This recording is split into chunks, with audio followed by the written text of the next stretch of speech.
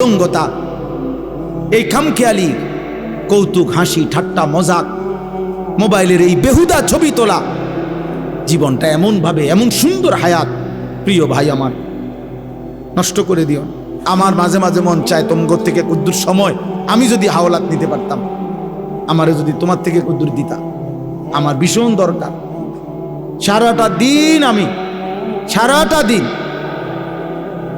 রাত 3টা 4টা পর্যন্ত দৌড়ের উপরে থাকি, ব্যস্ত থাকি, নিজের সময় দিয়ে আমার মনে হয় যেন আমি কুলাইতারি না।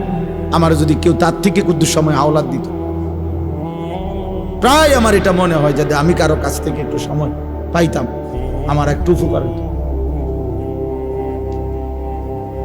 তাইলে এই জন্য অনুরোধ করছি আমরা আজকের এই কিশোর ভাই, নওজোয়ান ভাই, আমি 2টা আয়াত শুধু তর্জমা বলি, তাইলে আমার কথা শেষ। আল্লাহ তাআলা এখানে বলছেন, মক্কার একজন কুরাইশ নজর ইবনে হারেস, কাফের সর্দার, সে নবীজির দিবানিশি বিরোধিতা করত।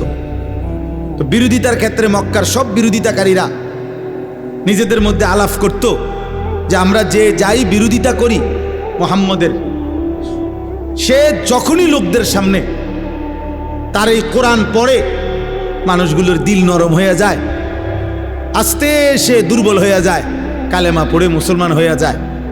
কোরআন শরীফের এই সুন্দর আওয়াজ, এই সুর, কোরআনুল কারীমের এই তেলাওয়াত, এর ব্যতিক্রম কিছু আমাদের কাছে নাই।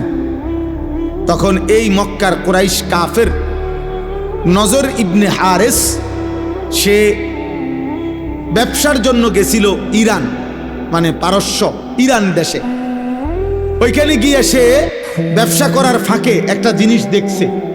কি?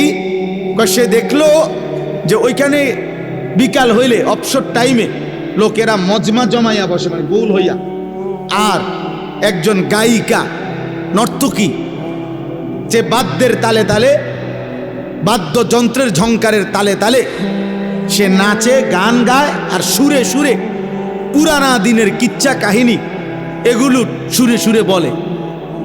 আর আশেপাশের লোকগুলো একদম মৌমাছির মতো চাক দইরা তার দিকে তাকাইয়া থাকে। তার শরীর, তার যৌবন, নারীর দেহ, গায়িকার নাচ, গান, বাদ্যযন্ত্র, এগুলোর থেকে মজা পায়।